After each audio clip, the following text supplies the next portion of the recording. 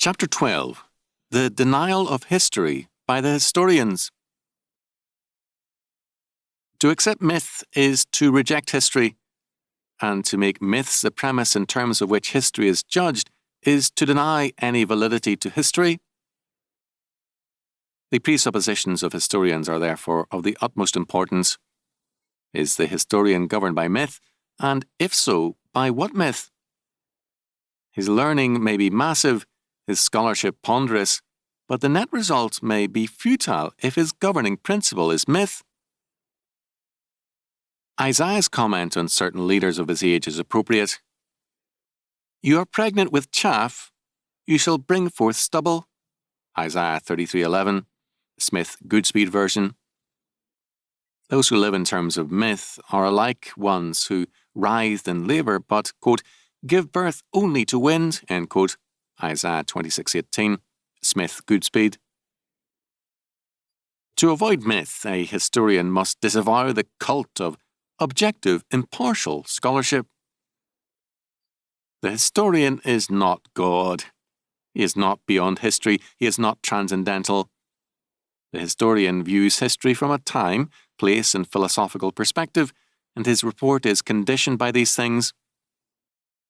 To deny to the historian the possibility of infallibility is not to ascribe to him the certainty of falsification, that is, a kind of inverse infallibility which dooms him to the certainty of error.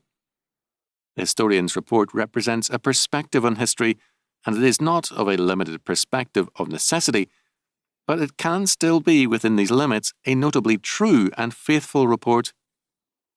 But the possibility of any true history diminishes in direct proportion to the degree that the historian is governed by myth, and myth unhappily governs most historians today.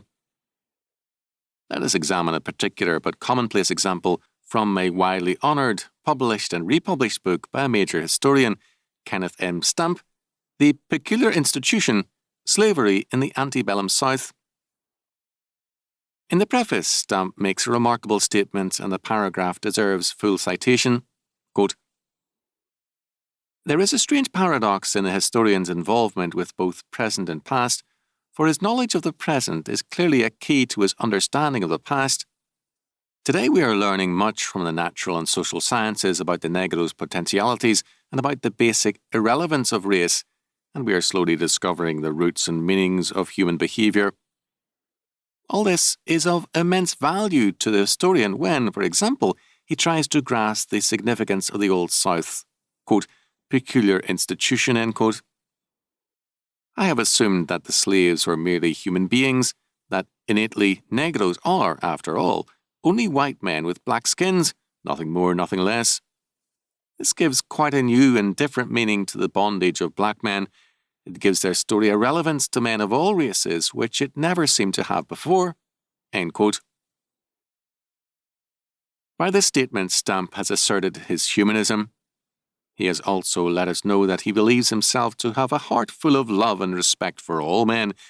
But has he not also denied that he is an historian? If Negroes are only white men with black skins, nothing more, nothing less, then conversely, white men are only Negroes with white skins, nothing more, nothing less. This means that all cultural differences, hereditary predispositions and historical traditions are irrelevant and meaningless. It means, in other words, that history is meaningless. And how can one be an historian if his purpose is to deny history? The white man has behind him centuries of Christian culture and the discipline and selective breeding this faith requires. Although the white man may reject this faith and subject himself instead to the requirements of humanism, he is still a product of his Christian past. The Negro is a product of a radically different past, and his heredity has been governed by radically different considerations. Elizabeth E. Hoyt has cited Dr. Simon Biesheuvel's comparisons, a deliberately extreme contrast to pinpoint certain cultural ideas, African and Western. From Tennyson's Ulysses is cited, quote, a typically Western expression of man's purpose, end quote. Quote, to follow knowledge like a sinking star beyond the utmost bounds of human thought, to sail beyond the sunset and the baths of all the western stars until I die, to strive, to seek, to find, and not to yield, end quote. By contrast, illustrating what Africans call négritude is, quote, the following cry from Aimé Césaire of Martinique, end quote. Quote, hooray for those who have never invented anything. Hooray for those who have never explored anything. Hooray for those who have never conquered anything, but who in all give themselves up to the essence of things, not intent on conquest, but playing the play of the world, end quote. This contrast is an oversimplification and one designed to be flattering to both races, but it does indicate the reality of racial differences. Men like Stamp would, of course, seek to negate every historical citation of differences as merely, quote, cultural differences, end quote. The men behind the respective cultures are the same men. It is therefore held to be wrong to cite histories against any race. A more absurd position can scarcely be imagined.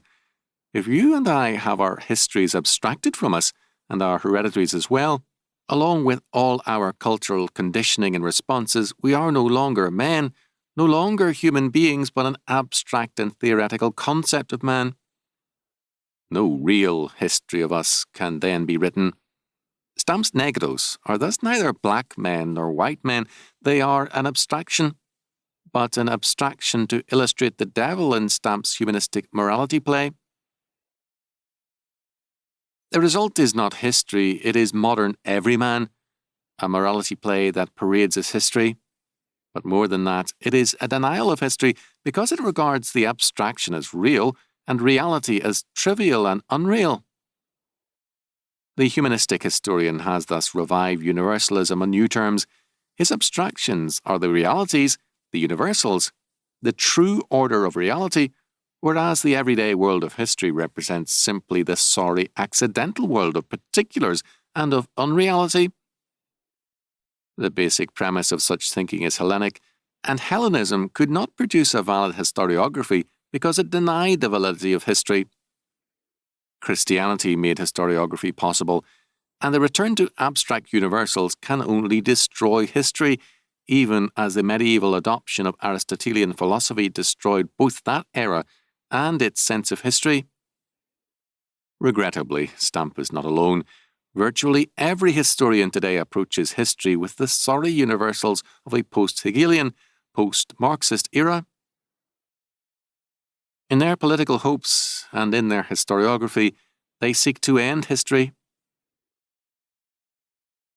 The results of this new universalism are often amusing in the radical blindness to history it engenders. We are told that in an area of New Guinea, quote, only recently weaned from headhunting, end quote, and still very primitive, a visiting United Nations delegate travelled through the district and, quote, is said to have inquired critically why no university had been put up for the Kanakas, end quote. Such men cannot see headhunters. They see only their abstraction, their universal man. And men who are blind to history cannot write it, but they do become victims of it.